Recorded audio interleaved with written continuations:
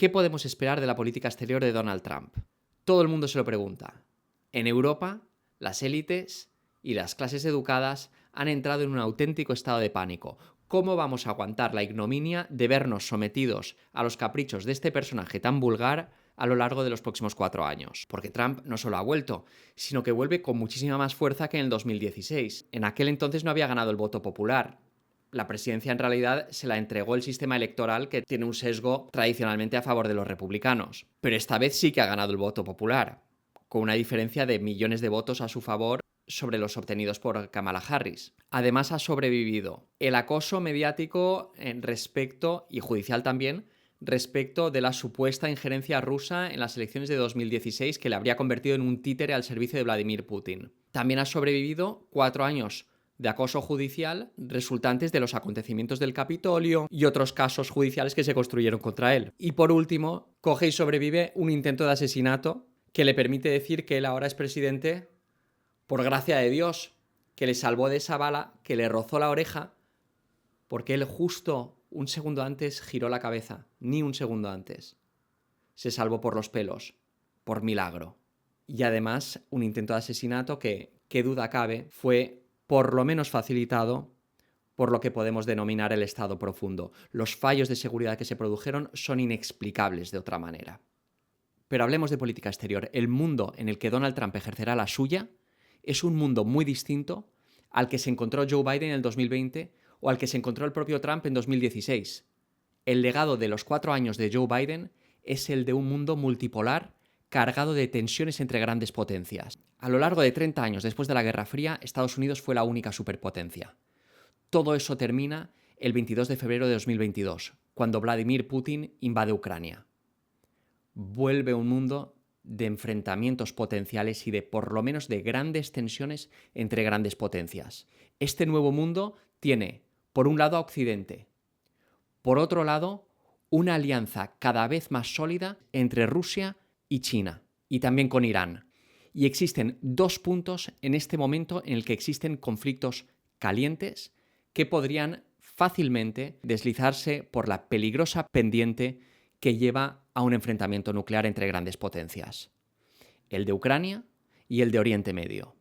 Estos 2 temas son los que más deben preocupar a la humanidad, porque literalmente aquí nos jugamos todos la vida. Después existen los cambios estructurales que se están produciendo y continuarán produciéndose. Se perfila durante la presidencia de Trump una reconfiguración de las relaciones de Estados Unidos con el mundo, y en particular con Europa. A nivel simbólico y discursivo, Donald Trump representa un nacionalismo americano agresivo. Esto es coherente con su política migratoria, también es coherente con el proteccionismo económico, pero no es coherente con una política exterior intervencionista, del tipo que lleva a guerras y a perpetuar guerras. Porque tradicionalmente el intervencionismo americano ha sido más el fruto de políticas que a nivel por lo menos discursivo y simbólico eran de carácter idealista, o dicho de otra manera, de carácter liberal.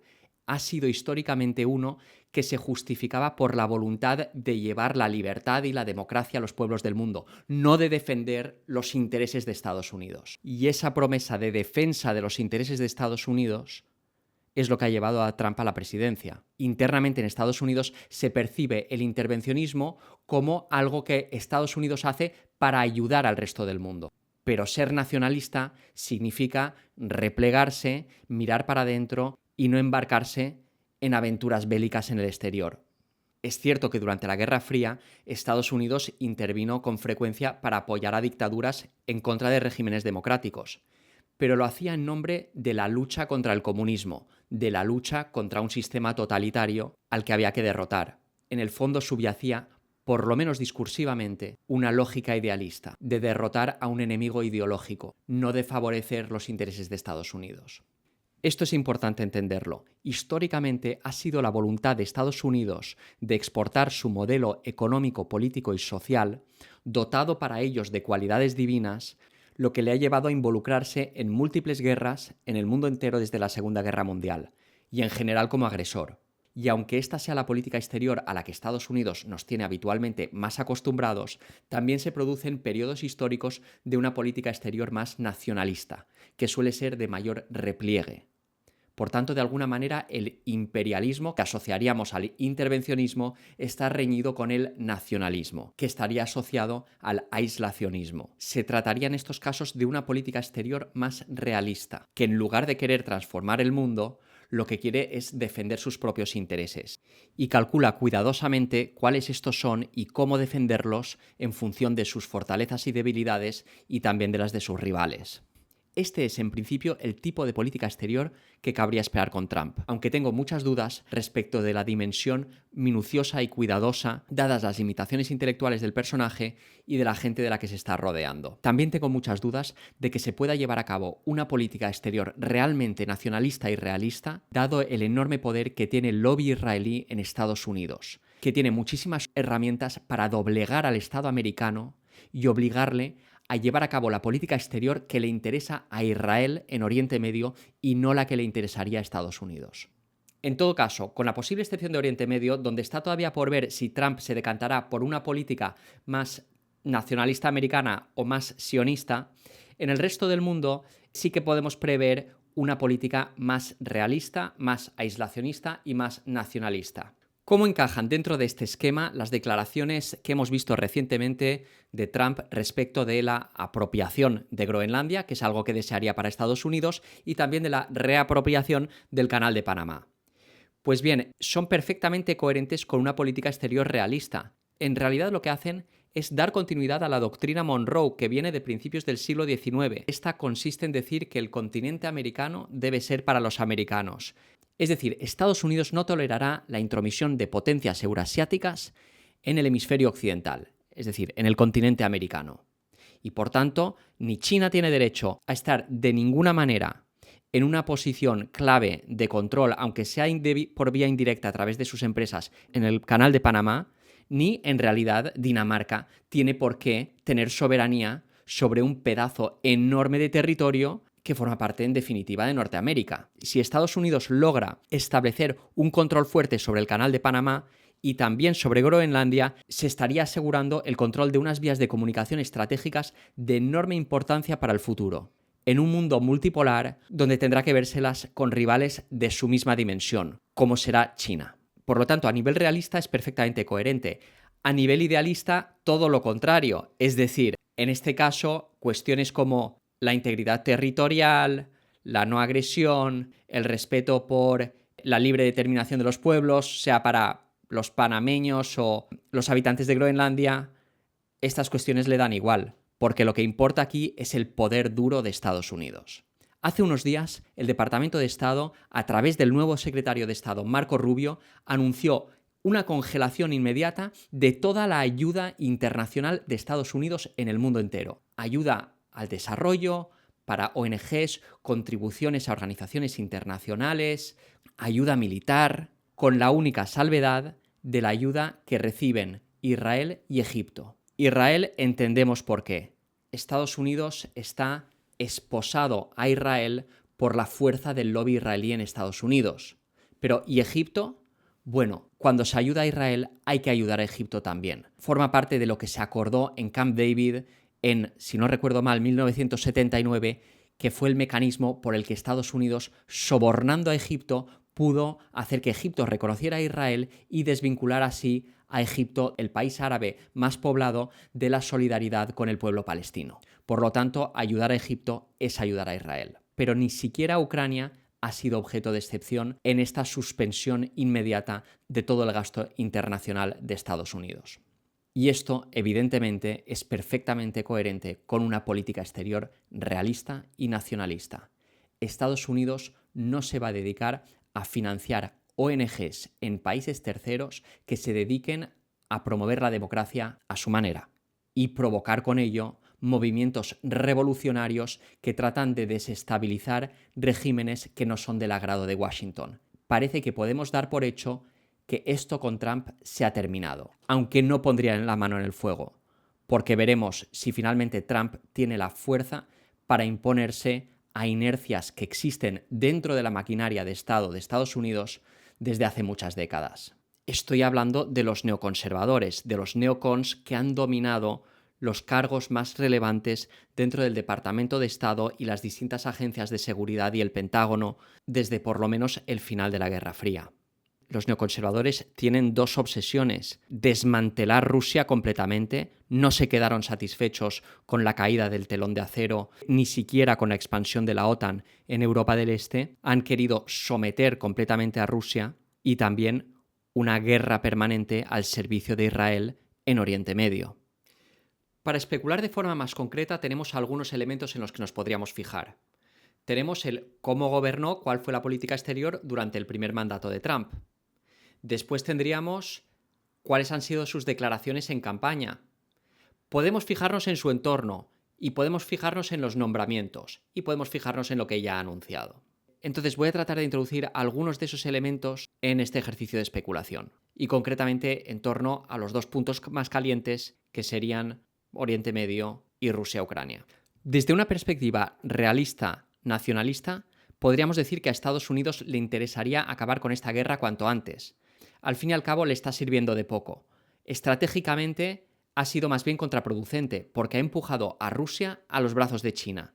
Y si Estados Unidos mira las cosas con un poco de perspectiva a largo plazo, verá que su rival verdadero en las próximas décadas no va a ser Rusia, sino China, y que para enfrentarse a China le sería mucho más útil tener a Rusia de su lado que tenerla en contra. Algunos en el lado neoconservador han defendido la lógica realista de esta guerra por el desgaste que le generaría a Rusia, pero desde luego tanto Donald Trump como la gente de su órbita no compran este argumento, sino que más bien hacen hincapié en el opuesto, en el coste que está suponiendo esta guerra para Estados Unidos. Un coste que, como sabemos, quieren ahora que sufrague Europa. Ya veremos si esto es posible.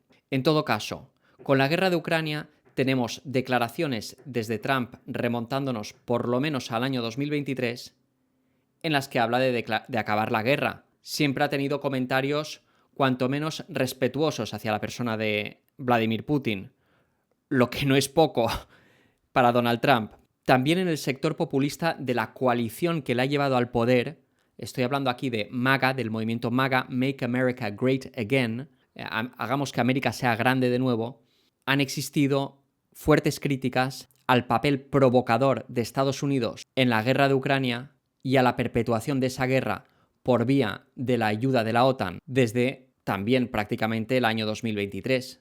Tucker Carlson, el presentador de la Fox, que era la voz más influyente en la televisión en Estados Unidos antes de ser expulsado de la Fox por desafiar el relato oficial sobre Ucrania, ha sido tremendamente crítico con toda la política ucraniana de Estados Unidos desde el principio, denunciando, por ejemplo, el atentado del Nord Stream y la forma increíble de la que los medios de comunicación occidentales trataron de venderlo como si hubiera sido un atentado provocado por los rusos, cuando todo el mundo sabe que Estados Unidos no solo había anunciado su intención de acabar con el Nord Stream, había amenazado con ello, tenía los medios, tenía el móvil y a todas luces lo hizo.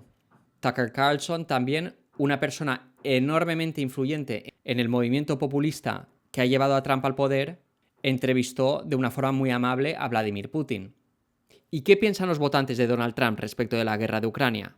Pues bien, aquí tenemos los datos de una encuesta de noviembre de 2024 y nos muestran que claramente entre los republicanos hay un enorme hartazgo con esa guerra. El 42% piensan que Estados Unidos está ayudando demasiado a Ucrania, frente al 10% que piensan que no se la está ayudando lo suficiente y el 19% que piensan que se la está ayudando en una medida justa. Por lo tanto, una mayoría de votantes republicanos son favorables a sacar a Estados Unidos de esa guerra, o por lo menos de reducir su implicación. Y aquí el 42% sí representa una mayoría porque tenemos a un 29% de no sé, no contesto. Pero claro, Donald Trump quiere acabar con la guerra. Lo que pasa es que no va a ser fácil. Ahora mismo Rusia está ganando esa guerra. Poco a poco va cogiendo más territorio. Ucrania está cada vez más débil. De alguna manera, Rusia tiene el viento a sus espaldas. Y lo único que tiene que hacer es esperar a que Ucrania colapse. Máxime cuando tiene la expectativa de que se vaya a reducir la ayuda occidental a Ucrania, como ya está ocurriendo con esa orden de Marco Rubio. Y todo parece indicar que por la parte rusa hay poca voluntad de acercamiento en estos momentos. Sí la hubo en el pasado, Pero ahora, ¿por qué iba a haberla? Probablemente a Donald Trump y a los europeos también les encantaría congelar el conflicto en el punto en el que está. Pero Rusia quiere una solución a la situación de seguridad en Europa a largo plazo. Ese es el acuerdo que quería Rusia desde un primer momento. Sin una oferta sólida en ese sentido, no creo que Vladimir Putin vaya a querer negociar nada. No tienen prisa.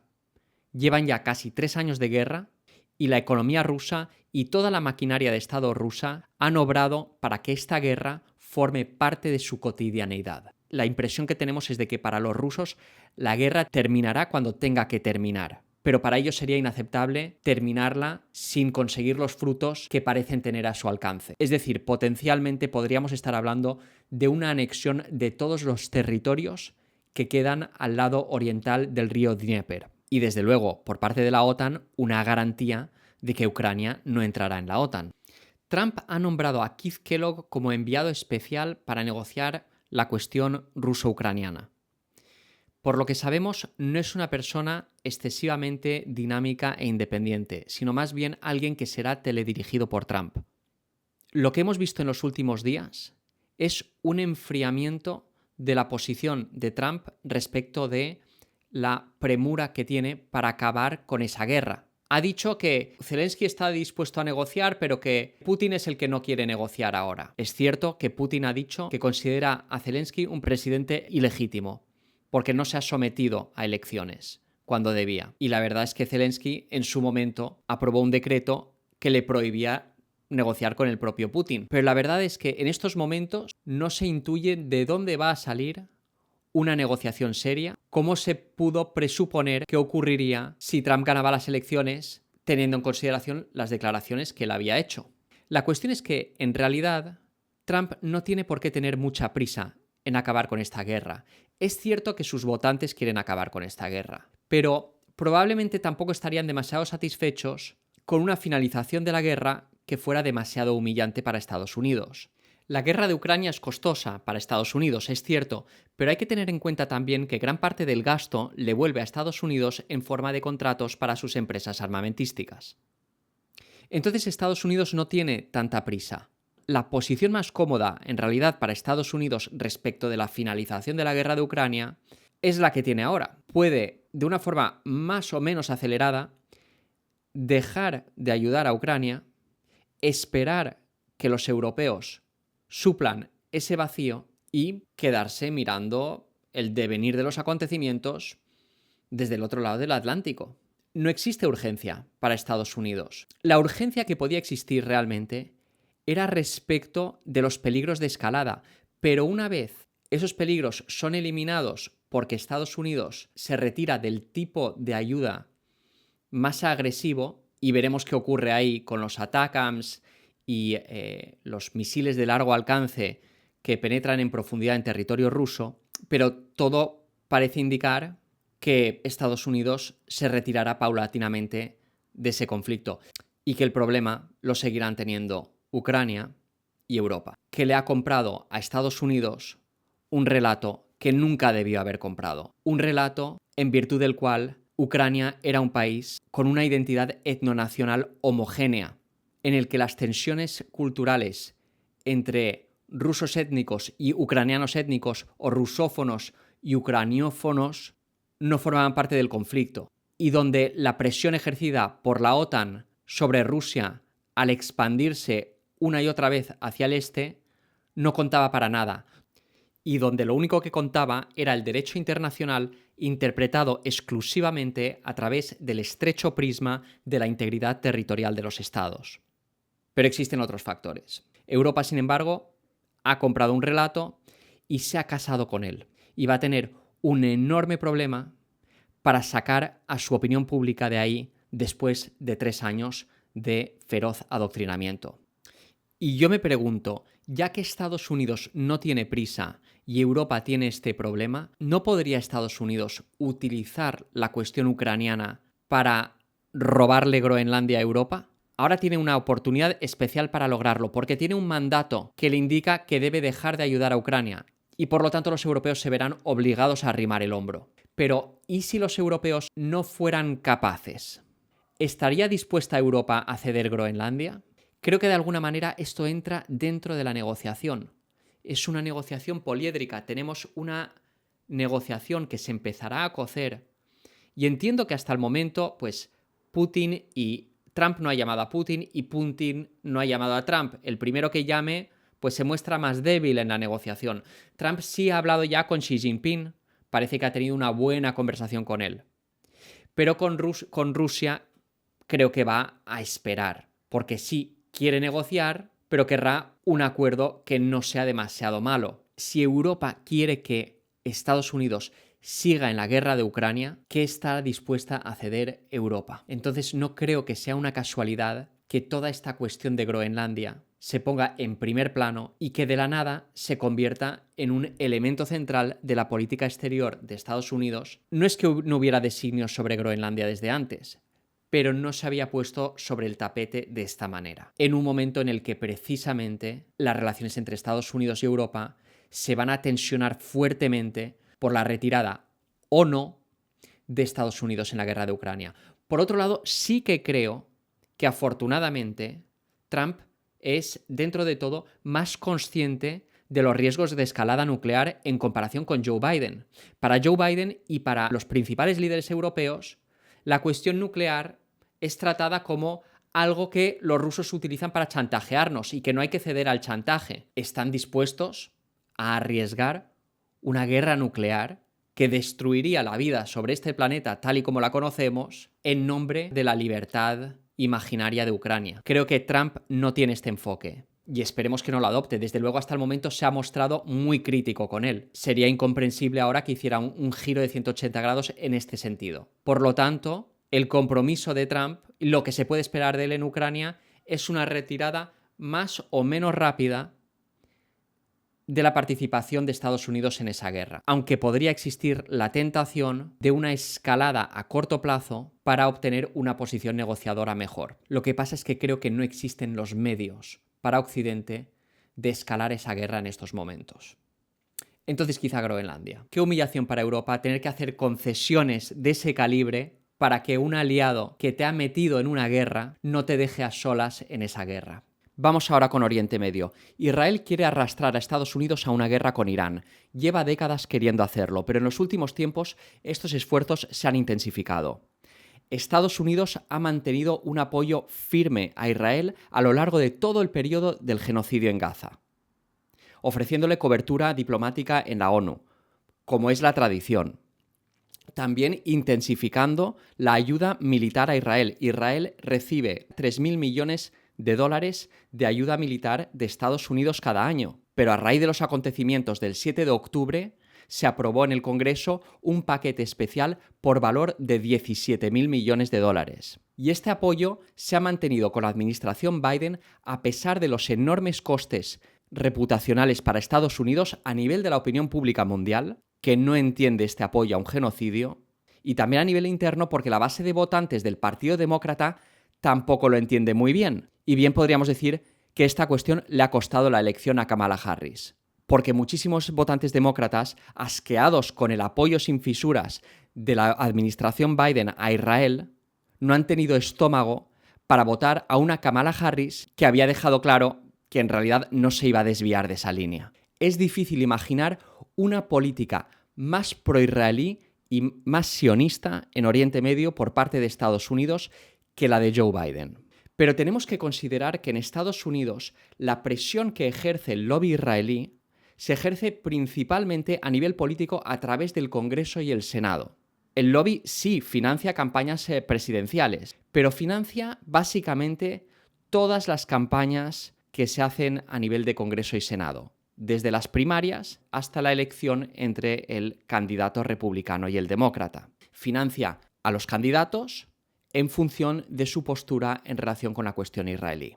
AIPAC, el Comité de Acción Pública Americano-Israelí, es la principal organización del lobby sionista y financia las campañas de todos los senadores y todos los congresistas, con algunas excepciones, pero una amplia mayoría de ellos están financiados a lo largo de sus carreras políticas y cada vez que deben ser reelegidos por AIPAC.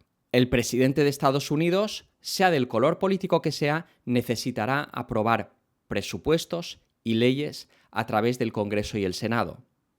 Incluso esto lo vemos a nivel de la confirmación de los miembros de su gabinete. Esto explica en gran medida por qué miembros del equipo entrante de Donald Trump, que en principio, en el pasado y por sus trayectorias, no tendrían por qué estar rindiendo pleitesía a Israel, lo hacen. Hemos visto esto con Elon Musk, el hombre más rico del mundo, que después de algún comentario desafortunado en la línea habitual de él, un poquito provocadora, en Twitter, se vio obligado a viajar a Israel a rendir pleitesía a Netanyahu en pleno momento álgido del genocidio en Gaza.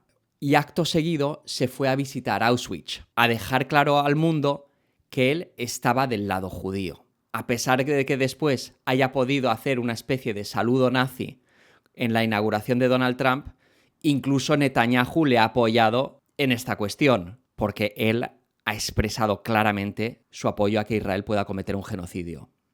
Tulsi Gabbard, la directora de Inteligencia Nacional nombrada por Trump, que venía del Partido Demócrata y que tenía una trayectoria, vamos a decirlo, simpática, porque había apoyado a Edward Snowden, se había mostrado como una política muy independiente respecto de la cuestión israelí, aunque no tengamos constancia de que en el pasado ella haya recibido apoyo de AIPAC, sí que sabía que para que el Congreso y el Senado la aprueben, debía sumarse a la causa sionista. Por lo tanto, es muy difícil que un presidente de Estados Unidos no vaya a seguir de alguna manera una línea marcada desde Jerusalén.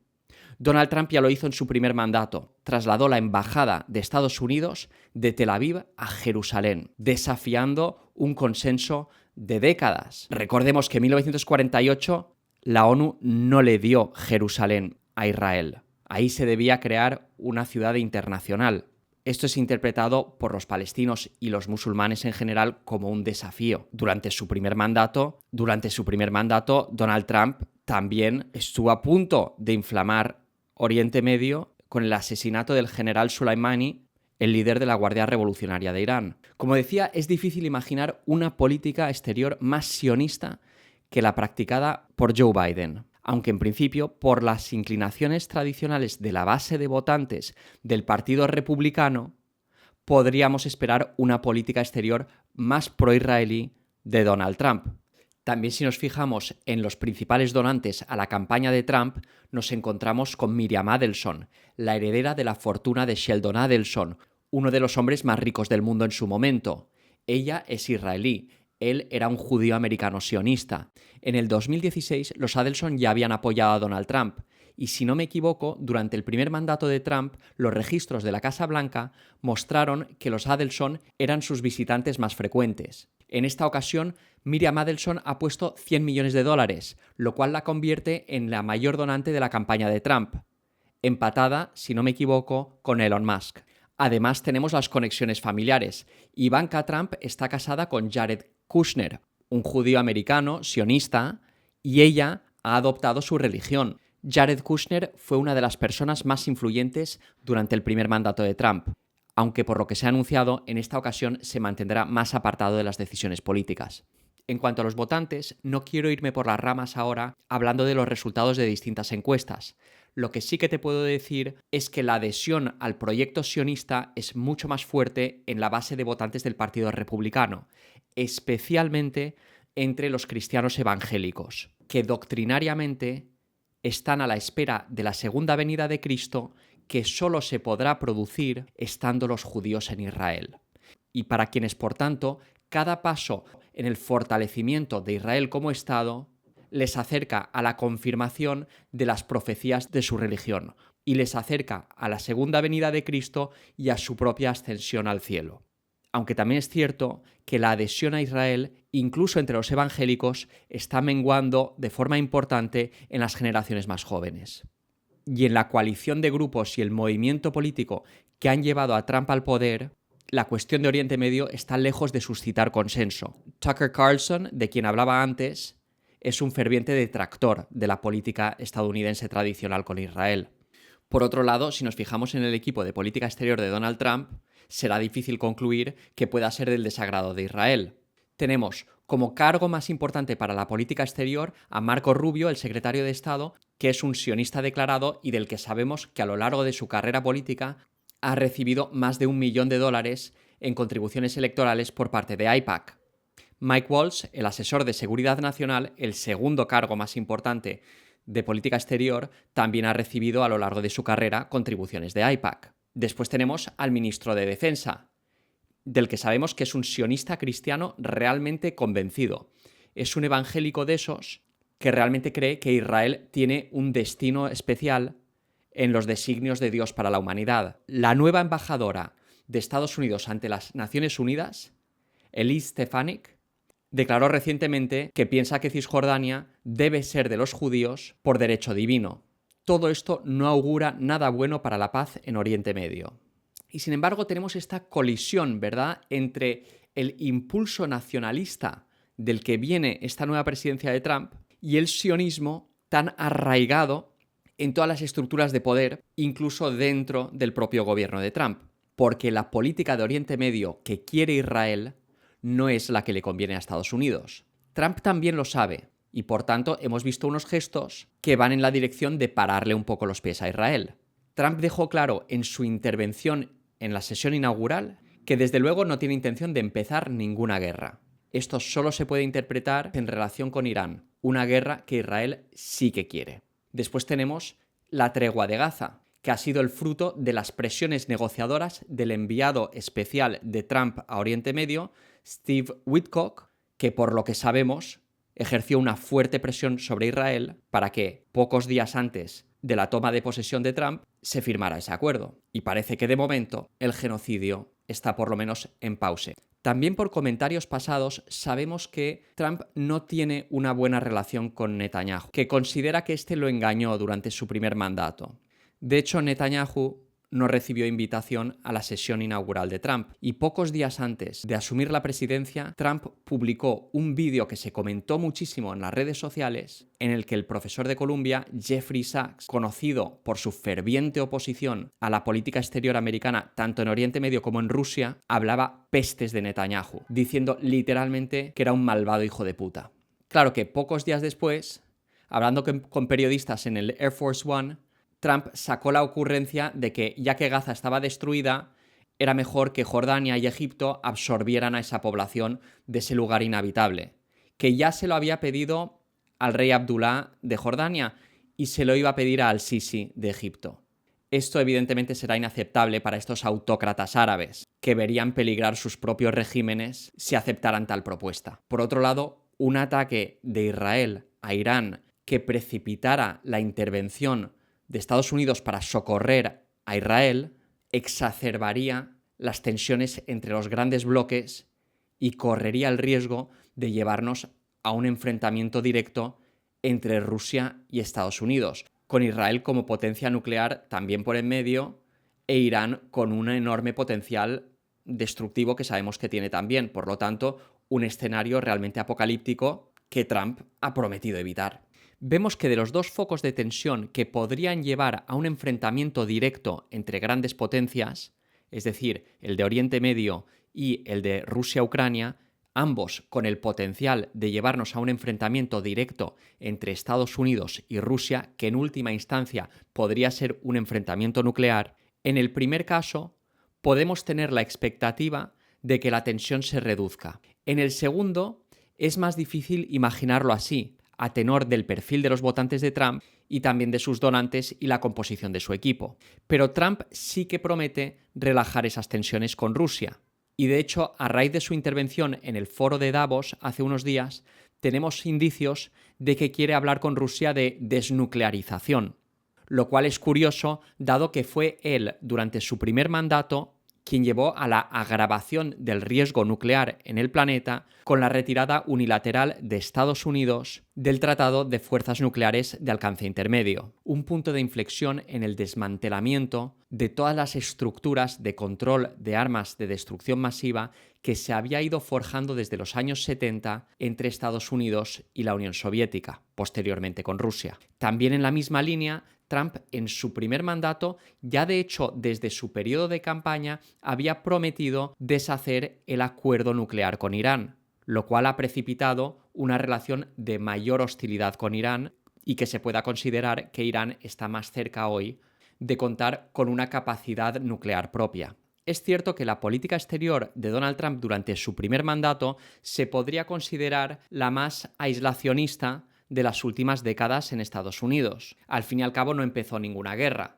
Incluso supo entenderse con Rusia para acabar con el Estado Islámico en Siria. Sin embargo, como hemos visto, hacia Irán llevó a cabo la política que Israel deseaba. También en Ucrania, durante el primer mandato de Trump, Estados Unidos se dedicó a reforzar y a entrenar el ejército ucraniano para convertirlo en una fuerza que a día de hoy hemos visto que ha sido capaz de plantarle cara a Rusia, por tanto, precipitando la necesidad para Rusia de acabar con esa amenaza. Durante el primer mandato de Trump, el bloque neoconservador, que es hegemónico desde hace décadas en el Estado profundo y que aboga siempre por una política de máxima hostilidad hacia Rusia, obró para presionar y deslegitimar a Donald Trump, ya que desde un primer momento este anunciaba un mayor entendimiento de Estados Unidos con Rusia.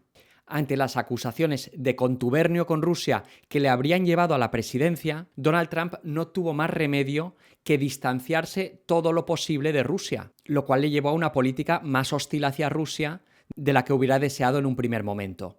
8 años más tarde, sin embargo, después de una guerra continua que Donald Trump ha tenido que librar contra este Estado profundo, cabe esperar que sea más reacio a aceptar el chantaje de este y que de alguna manera obrará, si no para acabar con el Estado profundo, lo cual es difícil, por lo menos para modificar su perfil ideológico. De todas formas, más allá de una política en líneas generales más aislacionista, más nacionalista y más realista, que como hemos visto estaría reñida con una política más al servicio de israelí, lo cual, a tenor de la composición del equipo y de los apoyos, también cabría esperar de Donald Trump no tiene una estrategia definida de política exterior.